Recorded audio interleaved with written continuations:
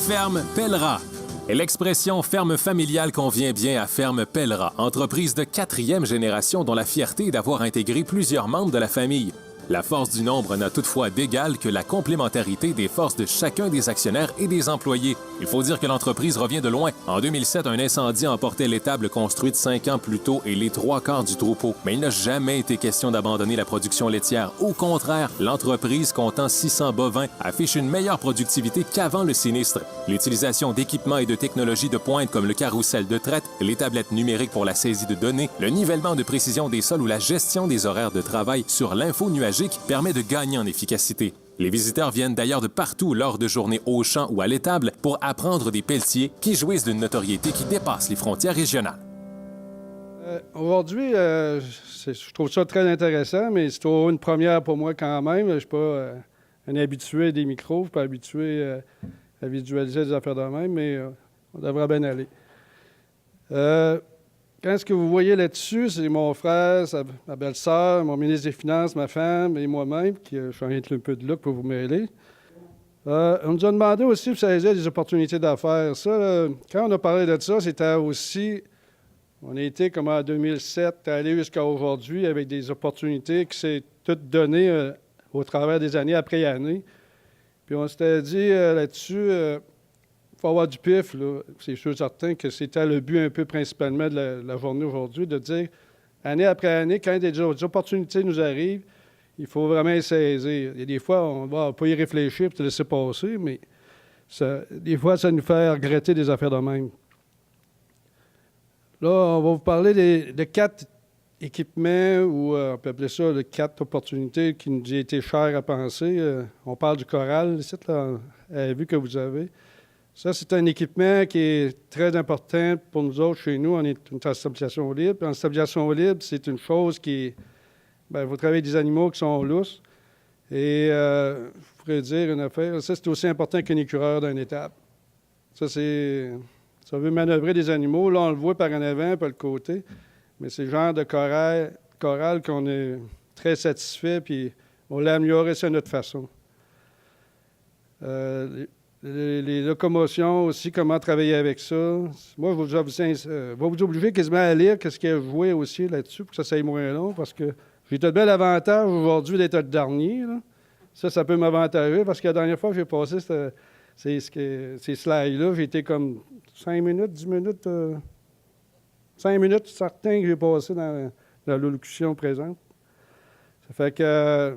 si vous avez des choses que vous avez lues que je n'ai pas mentionnées, venez-vous pas poser des questions tantôt, ça va me faire grand plaisir. Les coûts supplémentaires, en tout cas, les coûts pour la mettre, la cage, ça, c'est une autre affaire. La place, là, on n'avait pas la même place qu'on l'a présentement parce qu'on a construit en 2016, on a avantagé encore la place. Et les opportunités d'affaires, bien, ça, c'était comme comique un peu. On voulait en parler. Une cage, ça coûte plus qu'elle est correcte, plus qu'elle est chère. Mais des fois, il y a des opportunités qui passent. Là. Si ça coûtait bien cher, mais tu as des animaux quand tu as un encan ou une exposition, puis elle est bien, bien en demande. Des fois, ça vaut la peine de faire le sacrifice de la concéder, puis de la vendre, l'animal. Puis elle fait ton nom aussi, ça, j'ai appris ça depuis plusieurs années.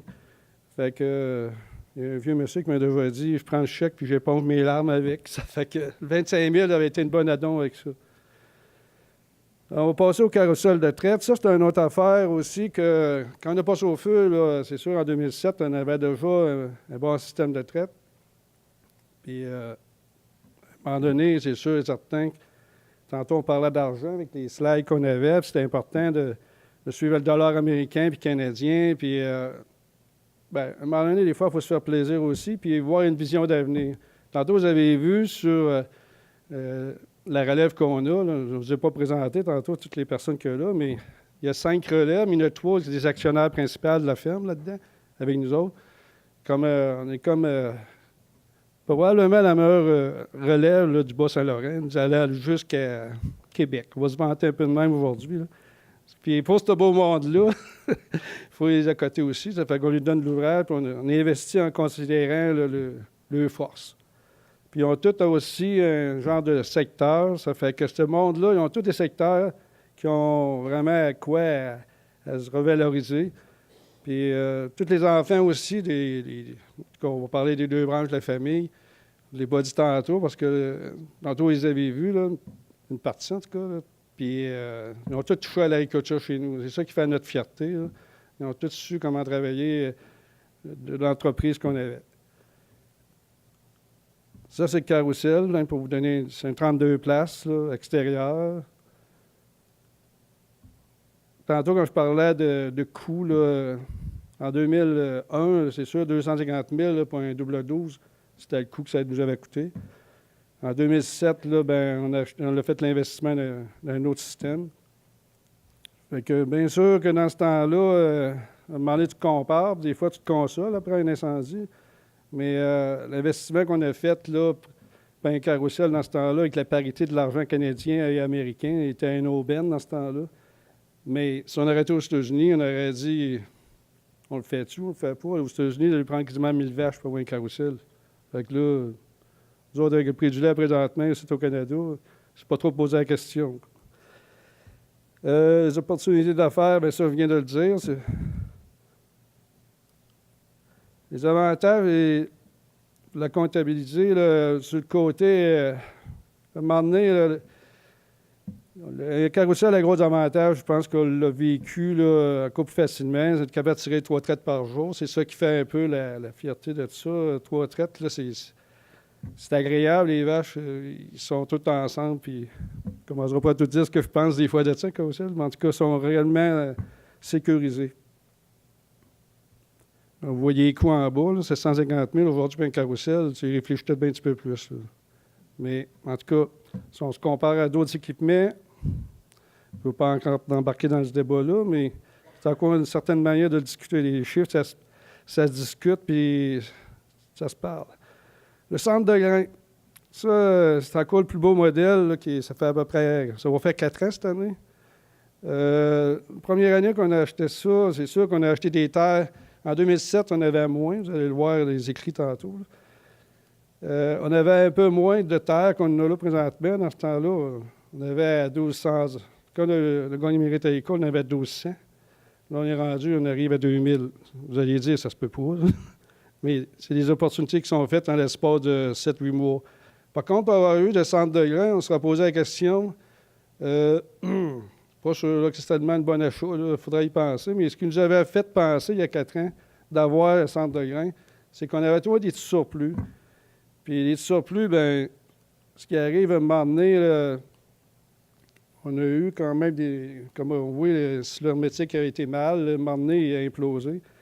Puis on a eu aussi ces coups-là, moi, ils me faisaient mal au cœur.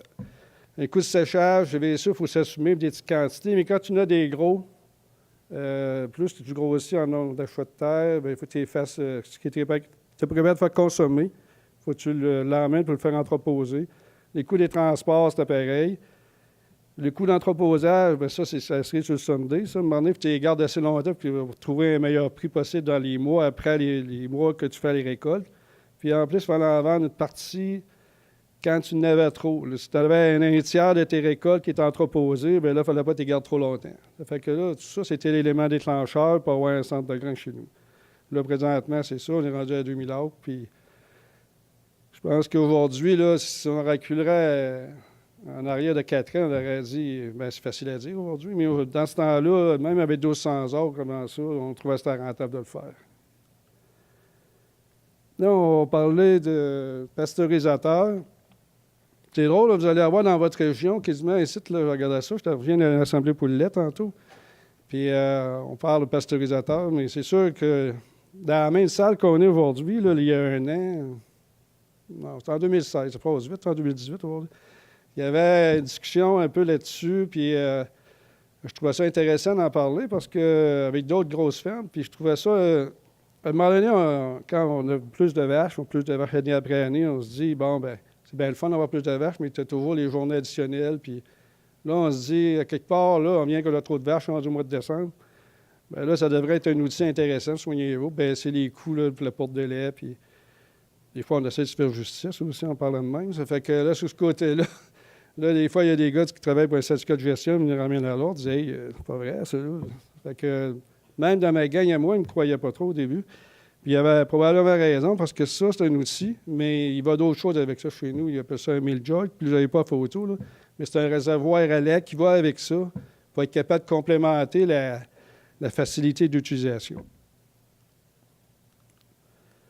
Fait que le pasteurisateur à lait, c'est... Bon, si on veut commencer par le justifier encore plus, là, ben des fois, on a besoin de faire passer du lait que tu aimes un peu moins. Genre, là, du lait que les cellules somatiques sont un peu plus élevées.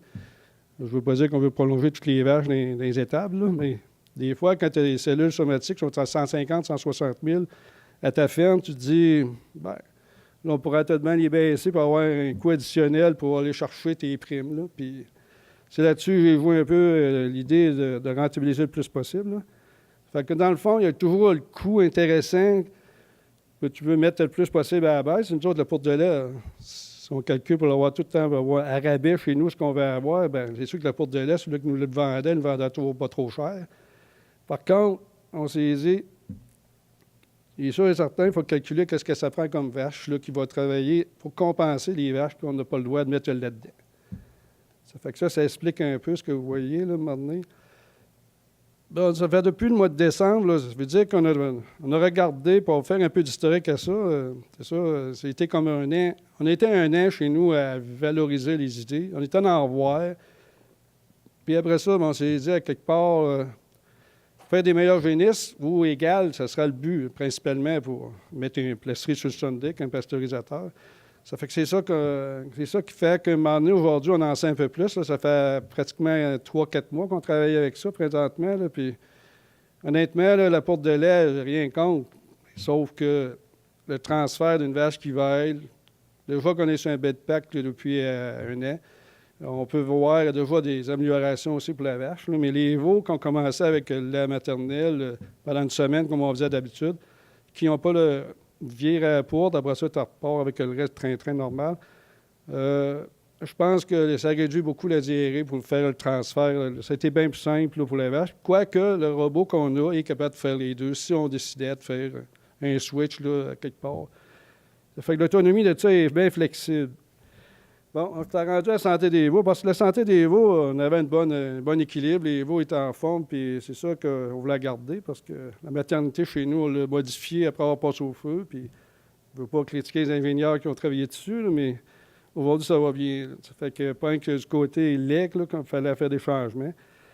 Ça fait que l'utilisation est rendue, moi, je dirais, à son meilleur. Ça fait que si on veut parler des avantages économiques, ça, c'est toujours la chose que je parlais tantôt.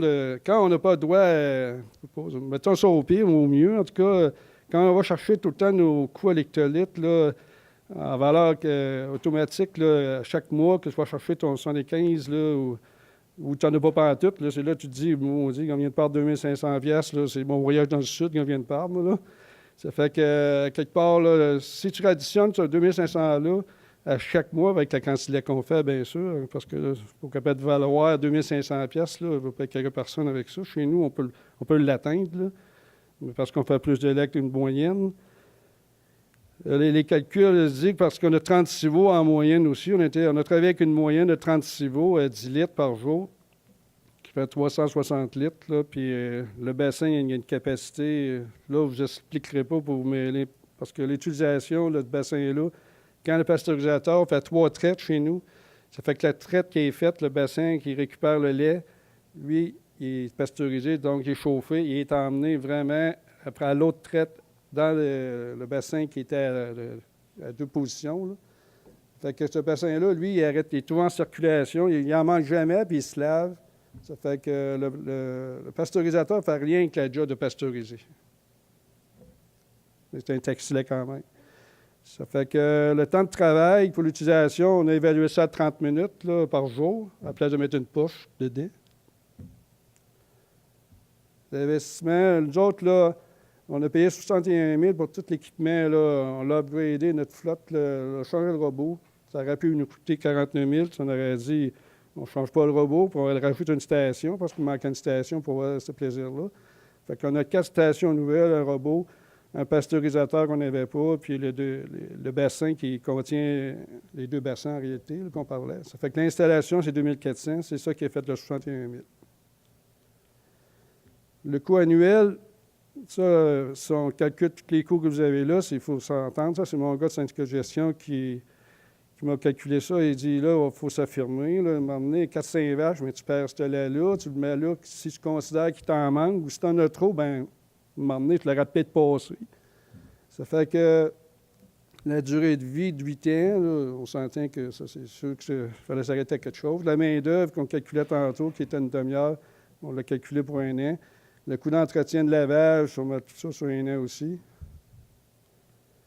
Ça fait que là, on a pris le prime de qualité qu'on parlait tantôt, à tous les mois, qu'on se justifiait là, à 150 000 les mois en solide somatique et plus une qualité là, qui va avec le lait. La diminution du lait en poudre, qui est à 45 000 à la ferme, que nous autres, qu'on payait année après année. Ça fait que si on fait ce montant-là, ça, plus les dépenses, ça fait que c'est 20 000 là, qu'on peut dire là, vraiment là, qu'on compense par cette dépense-là. Ça fait que nous autres, sur 2 ans et demi, 3 ans, on justifie que ça se paye en 3 ans, maximum.